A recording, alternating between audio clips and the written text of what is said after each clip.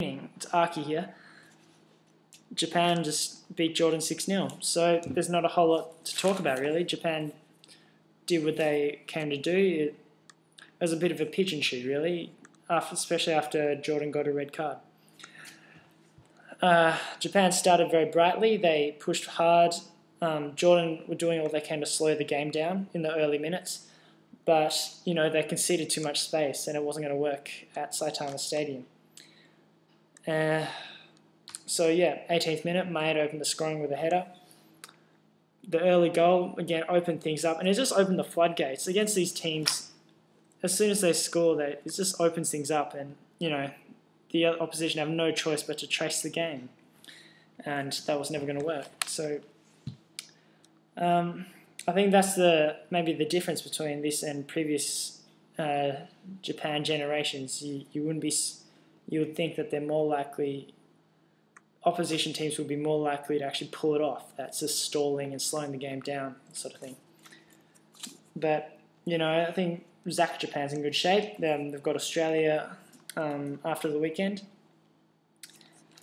And Australia have their first game tonight against Oman. So we'll see what happens there. Two injury concerns for Japan. A few injury concerns for Japan. First of all, Yoshida. He's the big one, most crucial, I think. He absolutely needs to start against Australia. I don't think Yuzo Kurihara can do that job against Tim Cahill, Harry Kewell, possibly Josh Kennedy. Yoshida really does need to be there. And I think it was very wise of Zaccaroni to take him off, even though Yoshida looked like he probably could have gone on. Who else? Konno, he was also taken off. The commentators were saying that perhaps it was due to injury, like a little niggling injury. And again, if that's so, then good on you, Zach, for doing that. Give Kurihara and Inoha a little bit of experience. Hasebe, he got elbowed in the head, so I don't think there was anything wrong with that. He got on with it. That was in the 27th minute, so he got on with it. He should be fine. Other than that, I don't think there's any other injury concerns, but I'm a bit concerned that, especially about Yoshida and Konno. So hopefully that'll be fine. I'm sure we'll find out in the next 2 or so days. Jordan, that's the result of Jordan getting quite physical towards the end of the game. So, well, not towards the end, but after about 2 or 3-0, they got quite physical. Nothing to really say. Japan dominated completely. There's nothing to really analyse. Okazaki, his crosses could have been a little bit better, I thought. But, he had a good game. His positioning really is excellent. I think he definitely must be the starting right midfielder. Kagawa showed his class. I think sometimes when he gets bored, I don't know if...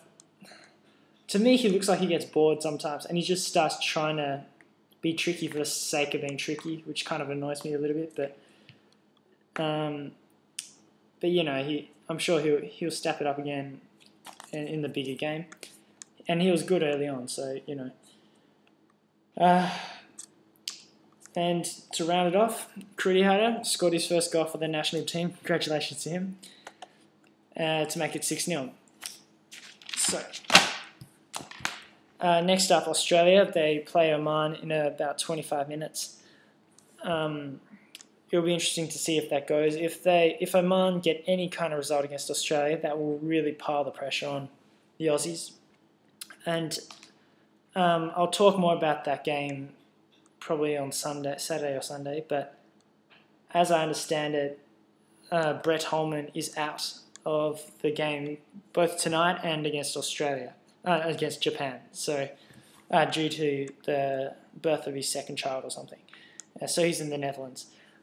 But I think Holman, along with Mark Bresciano, would be Australia's two most important players. So, yeah, I'll talk more about that after Australia's game, and I'll see you later.